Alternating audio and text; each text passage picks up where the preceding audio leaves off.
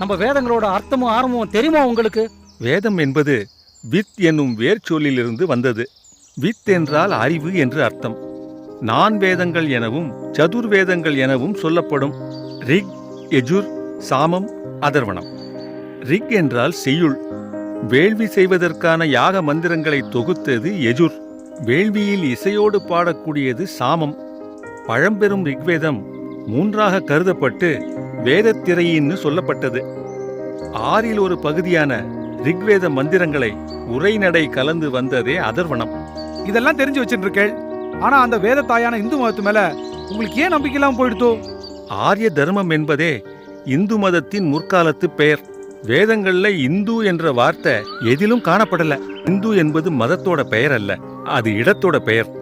சிந்து எனும் ஆறு பாயும் இடப்பரப்பை குறித்ததுதான் இந்து என்று மறுவிடுத்து. சிந்து என்னும் சொல்லை பாரசீகர்கள் ஹிந்துன்னு சொன்னா. ஏன்னா பாரசீக மொழியில சாங்கிற ஒலி கிடையாது. ஜவஹர்லால் நேரு, அம்பேத்கர், டாக்டர் ராதாகிருஷ்ணன் இவங்க எழுதிய புத்தகங்கள் இதற்கு சாட்சியா இருக்கு. பைபிள்லயே எஸ்தர்ங்கிற புஸ்தகத்துல முதல் வசனத்திலேயே இந்து தேசம் என்கிற வார்த்தை இருக்கு.